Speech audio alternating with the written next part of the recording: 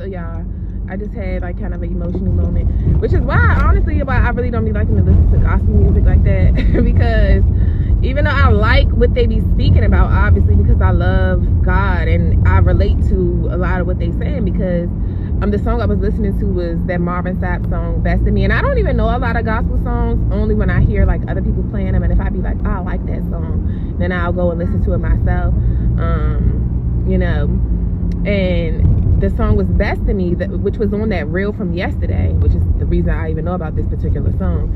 And because it's true, I do feel like, you know, God is the one when you have, especially when you grow up into a narcissistic family and they don't see you, like they don't see your beauty, they don't see your gifts, they don't see your talent, they don't see, you know, and I'm not even gonna say they don't see it, because they do see it, but they refuse to acknowledge it. They refuse to tell you that they see it so that they can fill you up. They don't want to give you any type of positive words, positive affirmations. They like to criticize, tear you down. That's the type of stuff that they like to do. They can't give you they can't pour into you in a positive way. And even if they do, it's for something that makes them look good. So when you come up maybe in a family like that, or even have relationships like that, where they can never tell you you're beautiful, or they can never tell you, you know, pour into you and believe in your dreams and things like that, you end up finding God. Like I say with Psalm 27:10, that's my motto. When though my mother and my father have forsaken me, the Lord will take me in.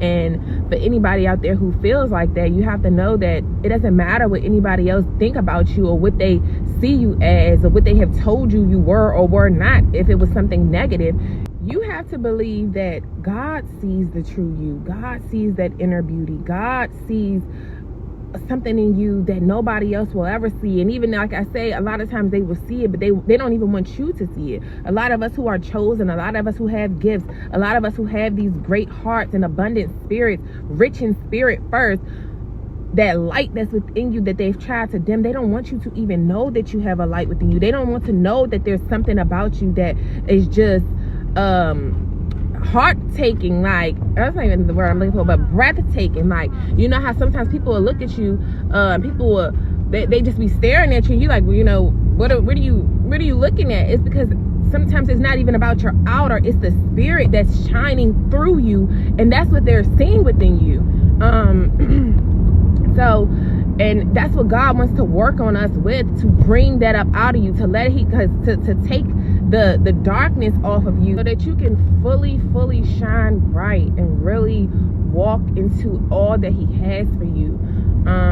You know, and this is what I do go over in my coaching. So if y'all need a one-on-one coaching session, definitely book with me. If you are struggling with seeing yourself the way God sees you, if you're struggling with your identity, like even if it's inner or outer or both.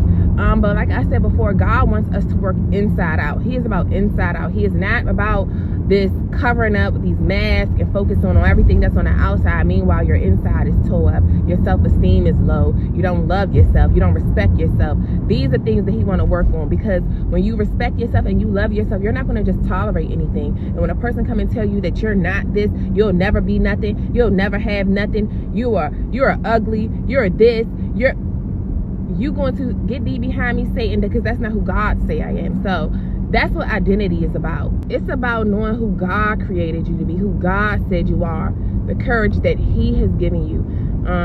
Like I said, which is why it's so important to read all of the prophet story, go through all the prophet story in the Bible, because every prophet had felt the same. They never was confident at first. They didn't believe that they could do what God was telling them to do. Last night I was reading, me and my kids were reading, what was we reading? We was reading Moses in their kids' Bible. And when God appeared to Moses, like that's what I'm saying. The word speaks to me. Like I like the word. Worship music is cool, but it's nothing like the word, because I feel it so intensely. But when God appeared in the fire in the bush, and you know, he chose Moses, and Moses was like, I cannot do that, like I'm not good, choose someone else. Like God said, no, you have been chosen. Like when God chooses you, you have to answer that call, boo. Like, It doesn't even matter if you feel like you're not qualified. God is the one who qualifies. It does not matter what the world say, your parents, your friends, your family, your partners, your exes, the teachers, the ministers, the pastors, the congregation, the government. It doesn't matter what none of them say, what none of them deem you as. Your psychiatrist, what none of them diagnose you as. That's not who you are. That's not who you are. It's not who you are. You gotta realize that, and that's what God, and when He's working on you, that's what He's doing to you, showing you who you are, what you call here to do, who you to believe you are, you know. And a lot of times you gotta find that within yourself. You gotta allow God to teach you who you are and show up as that, so that way you can't even worry about what the other people are saying. You don't gotta worry about getting your external validation from the outside to boost your confidence, because that confidence comes from within. True confidence comes from within. True self-love is within. Without you don't have to, it could be nobody in the world that's giving you your just due. Nobody giving you congratulations. Nobody is reaffirming you, telling you that you're beautiful, and telling you that you're smart, and telling you that you're talented. It doesn't matter if they don't see your gifts. If you're an artist or any type of your creative work and they don't believe that it's good, you have to believe within yourself that it's good and keep perfecting that craft until it becomes magnificent. It's very profound. You don't allow them to, if they, soon as they shut it down, then you shut it down too and act like your stuff ain't good, act like this ain't that. No, you guys, what you think. It's less about what the outsiders think and about what you think.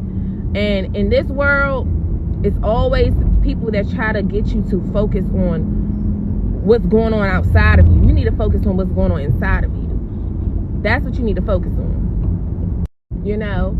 So, and that's like I was saying, that's what that song basically just like reminded me of. It's like, it doesn't matter what you have done. That's why I say all the time, you don't need to have no shame in your game. So what you did yesterday? So what you did in your past? So what? God don't care about all of that. I mean, I'm not gonna say He don't care, because He saw and He know.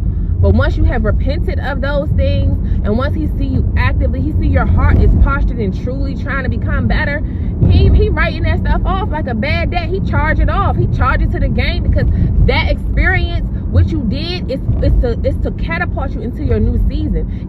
You had to go through certain things to learn certain lessons, so you know how to maneuver for your next level. That's all it's about. That's why you can't hold no shame. You have no shame in your game for stuff you've been through that made you who you are today, and it's going to take you to the man or woman that you're becoming in the future.